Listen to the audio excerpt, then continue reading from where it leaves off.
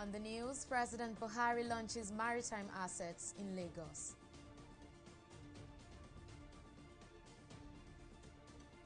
Nigeria Senate lists achievements ahead of second anniversary.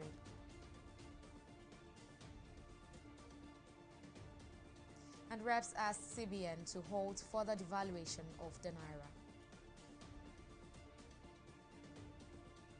Glad to have you join us on News Now. I am Oni Adekunle. President Muhammadu Buhari has pledged his administration's commitment to infrastructure development across Nigeria. The president gave the assurances in Lagos on Thursday when he flagged off the Deep Blue project, which is aimed at tackling maritime insecurity in the country and the Gulf of Guinea. Our correspondent Abisola Adebayo was there and she files in this report. In recent times, there has been a spike in piracy attacks on Nigerian waters. In 2020 alone, the International Maritime Bureau reported that 135 crew members were kidnapped from their vessels, with the Gulf of Guinea accounting for over 95% of the cases.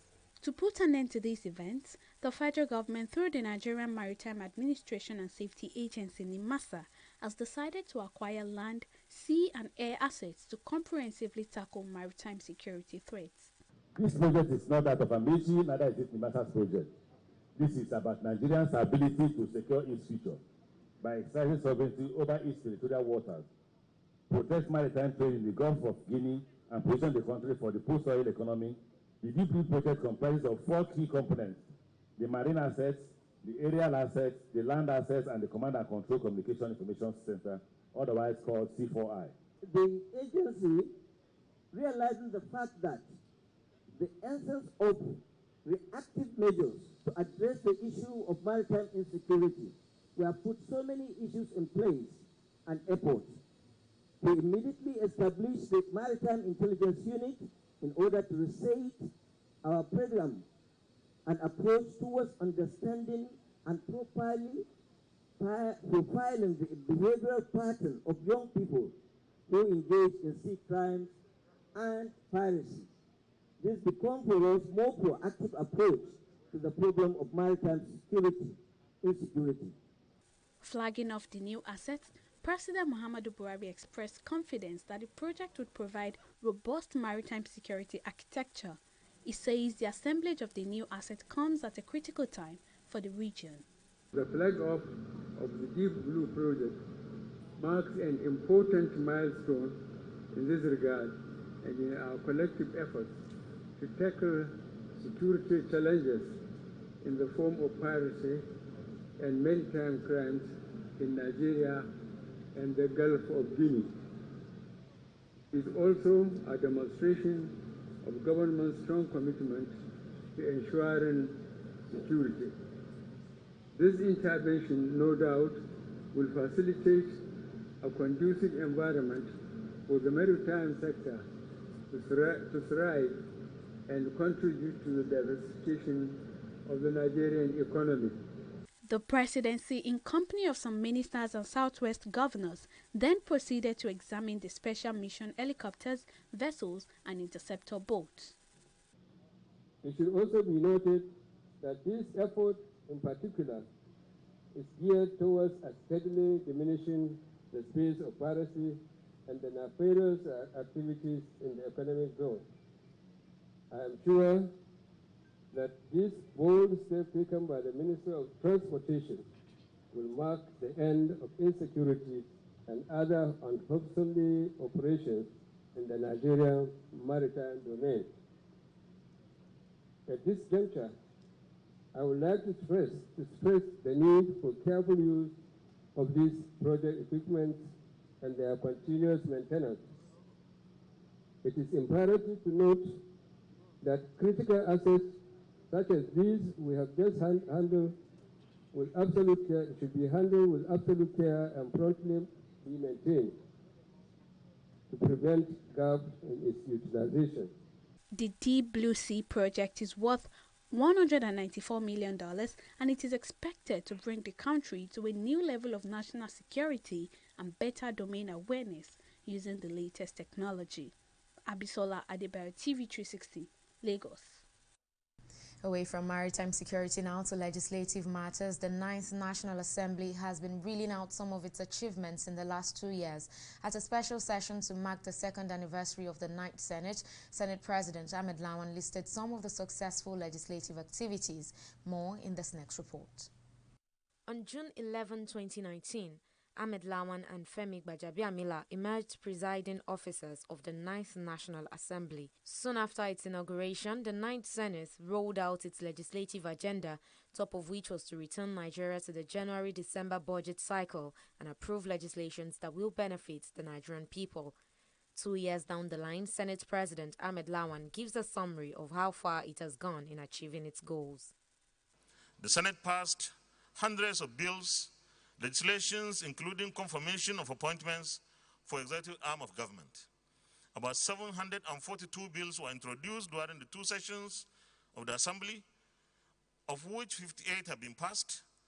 355 bills have gone through first reading, 175 bills have gone through second reading and have been referred to the relevant committees for further legislative business, while 11 bills referred by the House of Representatives for concurrence have also been passed.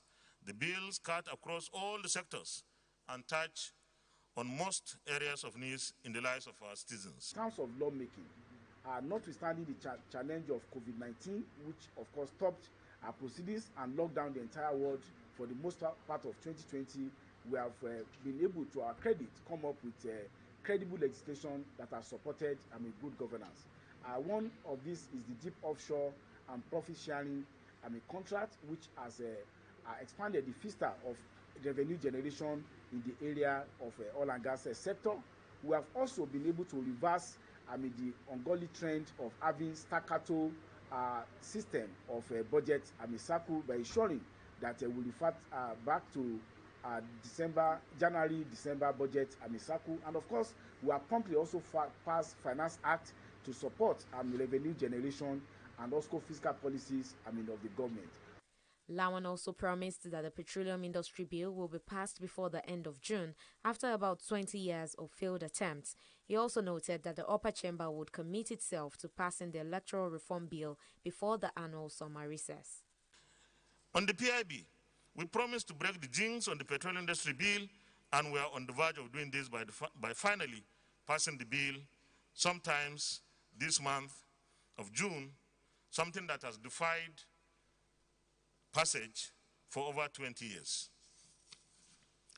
On the security challenges, we are currently pushing our country to the edge to ensure security challenges are currently pushing our country to the edge of the precipice.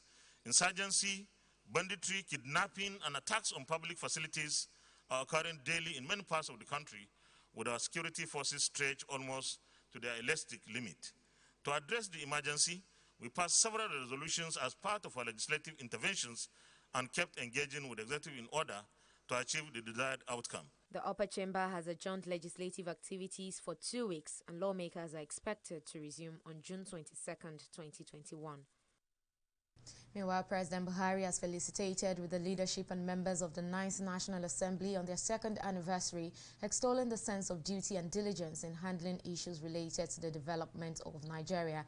In a statement released by his media aide Femi Adesina, President Buhari congratulated Senate President Ahmed Lawan and Speaker of the House of Representatives Femi Gbajabiamila for using their wealth of experience to ensure a peaceful working relationship among lawmakers between both chambers as well as the judiciary and the executive. Buhari says the legislature has brought dignity and honor to the country, and he looks forward to more years of harmonious working relationship.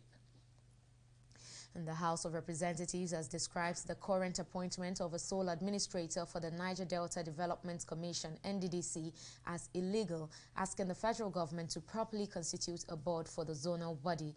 The House also alleged that some member states have been marginalized in the leadership and management of the NDDC since its inception. They, however, demanded that the critical leadership positions should be zoned to the affected states. Unanimously adopting the motion filed by Ondo lawmaker Kolade Akinjo, the lawmakers urged the federal government to adhere to the provisions of the NDDC Act of 2000 by constituting the governing board and consider Delta State, which is next in alphabetical order, for the position of the chairmanship of the board. And to mark this year's Democracy Day celebration, the federal government has declared Monday, June 14th as a public holiday. Minister of Interior Rauf Aregbesola, who made the declaration on behalf of the federal government, warned against agitations capable of threatening the peace of the country. He also called on all citizens to support the present administration in its efforts at ensuring a united and prosperous nation, saying any form of agitation that threatens the unity of the country should be shunned for the good of all. And a group under the aegis of the Coalition of Youth for National Development is also urging individuals and groups to desist from staging any form of protest on Democracy Day. Joining the campaign for a practical solution to the challenges confronting Nigeria, the group says security agencies should ensure that any of such protests capable of heightening tensions in the country are foiled. We are calling the youth of the country not to be misused by other politicians, by other people that are giving them money to create confusion and conflict across the nation. We are totally against this act. We are going totally against the perpetrators. And we are calling the security agencies, the appropriate authority, that they should wake up and ensure these people and the culprit have been arrested and prosecuted. Each country has its own challenges, and they are not insurmountable. We can put heads together and make sure that constructively, in unison, we solve our problems. So that is why we are here and sounding a word of warning to those who are trying to cause mayhem in our country. We will not longer remain passive. We will not watch them. We will not just sit down and watch them destroy our country. Let them be positive. Let them be constructive. Yes, it's a constitutional issue, but even in constitution, there are limitations. In other security matters, the Imo State Police Command says it has arrested 9 suspects in connection with the attack on the country home of Governor Hope Uzodinma. Spokesperson of the command, Bala Elkanah, revealed this in a statement on Thursday. He said the police arrested a 65-year-old suspected native doctor who prepares charms for members of the Eastern Security Network, ESN, who made useful statements to the police as regards to the recent attacks on police stations as well as the residence of Governor Hope Uzodinma. According to Elkanah, the suspect led operatives of the command to a criminal hideout where 9 persons were arrested. He said of the 9, 2 confessed to be part of the hoodlums that attacked the private residence of Governor Uzodinma and some police stations. And the Kwara State Executive Council has approved the award of contracts for the establishment of a garment production factory in Ilorin, the state capital. Presenting the memo at the council meeting presided over by Governor Abdurrahman Abdurazak on Wednesday, the Commissioner for Enterprise, Arin Olalawal, disclosed that the amount earmarked for the factory, which is to be known as Garment Production Village, is 1.8 billion naira. Lawal noted that the project will provide job opportunities for indigenes of the state, particularly youths and women. Approving the memo, the council observed that the factory will be the largest in West Africa. Well, let's take a break here, but still to come, experts review impact of COVID-19 on Nigeria's transportation system. Details of that and more shortly.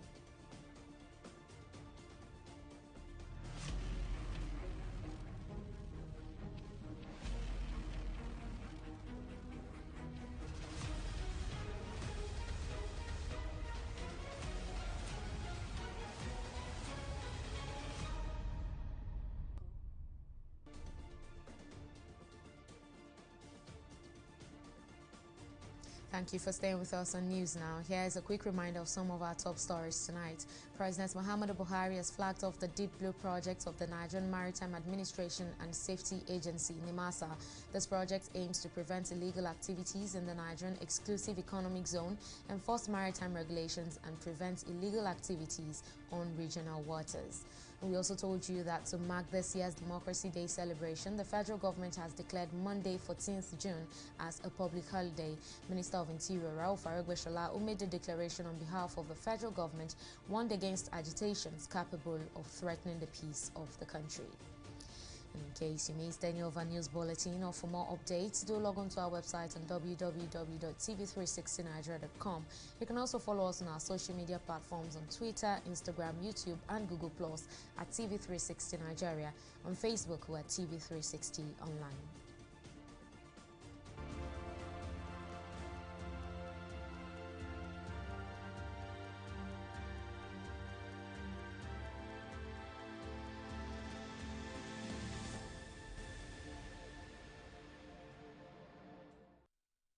To fix the nation's economy and generate more revenue, government at all levels need to take full advantage of the potentials in the transport logistics sector of the economy. And this is the consensus reached at by stakeholders at the 9th Fellowship Investiture and Induction of the African Center for Supply Chain. Our correspondent Simisola Adigun reports. The impact of COVID-19 on the transportation system in Nigeria is the theme of this event. Minister of Transportation Rotimi Amechi, who is represented at the event, explained how the transportation sector suffered during the pandemic lockdown and the untold hardship on the economy. He called on stakeholders in the sector to support government as it determines to turn around the economy with effective and efficient transport system. As the impact of COVID spread across the economy, the supply chain industry has also faced some associated challenges. One of such challenges is the inability of manufacturers of finished goods to source for raw materials for their production. We can even see the surge even in the currency foreign exchange that is skyrocketing. All these are because we are now just maybe reduced to consumption rather than productive economy. Logistics is the wheel of any economy. Is the wheel. Transportation. The roads, as we know, are not very good. But I've read some nice things about the government trying to develop more roads through PPP. It's a wonderful idea. Honestly, it would be a dream come true if we have a private road linking the furthermost part of the countries to each other. Stakeholders at the event say lack of data and research in Nigeria is the bane of growth and development. They advise government to take more interest in investing in the transport and logistics sector, which is described as the main driver of all other growth indices. Look at the ease of doing business. This is the major cardinal issue of government. And one of the major factors of the ease of doing business is logistics. In fact, it's the major indicator. Now we are doing a logistics summit. We are just lucky that government is represented. But most people, they don't even know what it's all about. Today, that people cannot move. You are on the road here between the airport and this place. Yesterday, 3.5 hours. How can you do business that way?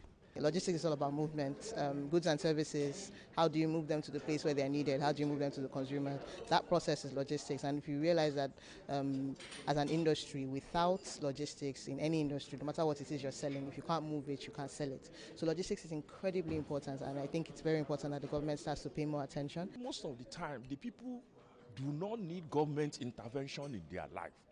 They just want government to facilitate their own socio-economic activity. Let me be able to get to VI, let me be able to get to Kaduna, let me be able to get to right on time, safe, reliable, economical, affordable. So that is, and transport is the life stream through which all activities flows. To cap the event, there was a presentation of the Nigerian Logistics and Supply Chain Industry Report 2019-2020 edition, which is the only document in the country that captures the logistics supply chain sector. Simisola Adigun, TV360 News. The Nigeria Center for Disease Control (NCDC) reported 64 new coronavirus infections across 10 states on Wednesday. The new cases bring the total number of infections in the country to 166,982. Yobe topped the chart of positive samples recorded on Wednesday with 18 cases, followed by Lagos and Delta with 16 and 10 cases respectively. The agency also reported that 72 persons recovered from the infection, which brings the number of discharged persons to 163,331. Meanwhile, no new death was recorded for the 5th day on Wednesday, leaving the total number of fatality at 2,117. Well, we'll take a break here and return with updates from the world of business. Please stay with us.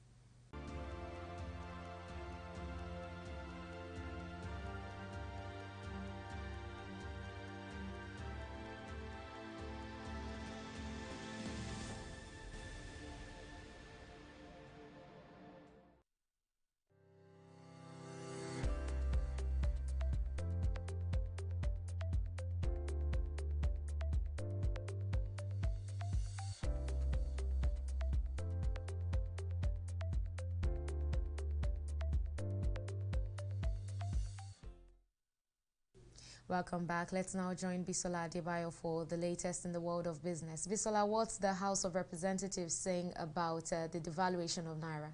Thank you very much, Owen. The House of Representatives has expressed concern over the depreciation in value of the Naira against the US dollar and other major currencies, while other African currencies are appreciating. During plenary on Wednesday, lawmakers unanimously adopted a motion moved by the Deputy Chairman of the Committee on Pensions, Bamidele Salam, which warned the Central Bank of Nigeria of the implications of further devaluing the Naira.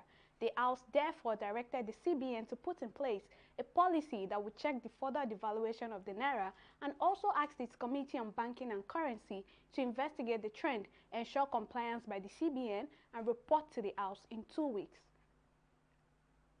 Oil prices fell on Thursday as inventory data in the United States, the world's top oil consumer, showed a surge in gasoline stocks that indicated weaker than expected fuel demand at the start of the summer, the country's peak season for motoring. Brent crude oil futures were down 36 cents at $71 a barrel, while U.S. oil futures declined by 35 cents at $69 a barrel. In another development weighing on prices, Libya's Waha Oil Co. aims to return to normal output operations on Thursday after fixing a leak on a pipeline that more than halves the company's oil production. We'll take a pause here and return with stock market review.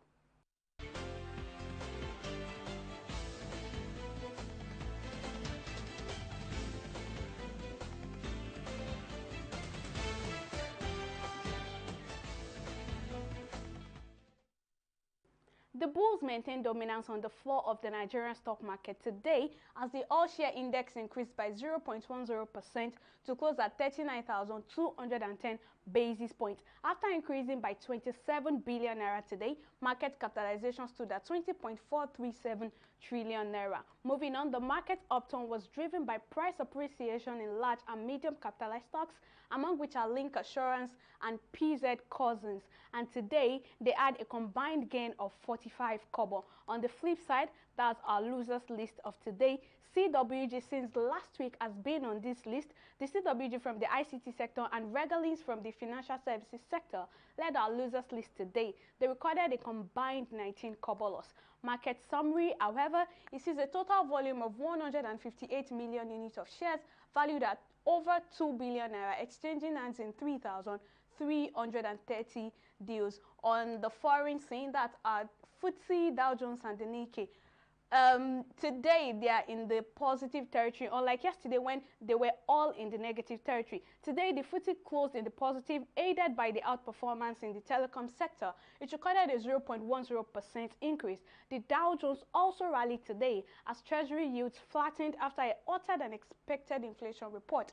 It closed at 0.39% increase today. Japan stocks Nikkei also ended moderately higher today, while market activities remained slow ahead of key events abroad. So today it recorded a 0.34% increase. That's all on stock market review. Over to Oyin for the rest of the news. Well, thank you for that update, Bisola. Moving on now to the foreign scene. A French court has sentenced the man who slapped President Emmanuel Macron across the face this week to a prison term of 18 months, 14 of which were suspended. Damien Tarrell, a 28-year-old medieval history enthusiast, has been in custody since the assault on Tuesday, which a prosecutor called absolutely unacceptable and an act of deliberate violence. Under French law, prison sentences of less than 2 years can be converted into non-custodial punishment, meaning it is unlikely that Tarrell would spend time behind bars even if the court followed the prosecution's plea. Well, it's now time for Entertainment Report on News Now.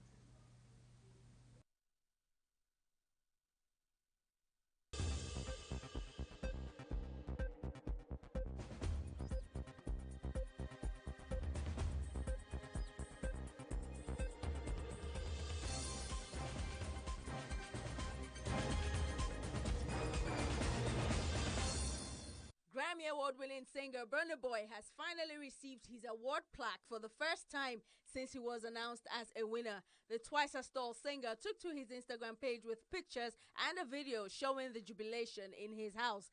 Damini Ogulu, aka Burna Boy, was announced as Best Global Music Album winner at the 2020 edition of the Grammy Awards ceremony. The self-acclaimed African giant, who won the award with his twice-as-tall album, disclosed how his parents prayed for excellent children. The 29-year-old star singer further thanked God and everyone who supported him, revealing that he is a product of sacrifice. Former BB Niger lockdown housemate Erica has finally flagged off her much-anticipated reality TV show. Recall that the media personality announced plans to start her TV show, Inside Life with Erica, to the amazement of her teeming fans. She revealed that her show will be all about her daily activities with family, friends, and how she journeys through life with her acting career. Taking to her Instagram page, Erica announced the official premiering of her show to the excitement of her fans and well-wishers. Colleagues of the actress as well as fans have congratulated her on coming through with her show. And that's all we have on the entertainment segment of News Now.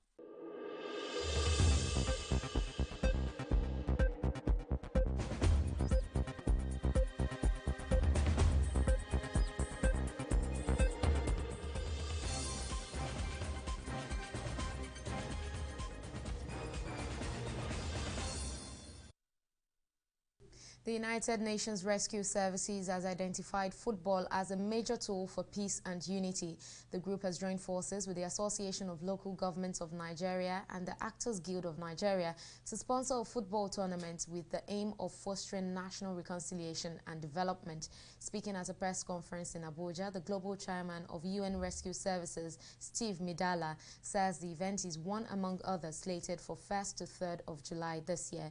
He further reveals that the group has put in place a machinery which captures the grievances of all Nigerians and urges all citizens to unite for the sake of peace and stability. We are calling on the Niger Delta youth to come forward. From Southwest, we are calling on the OPC and any other group that feel they are aggrieved to come forward and air their grievances.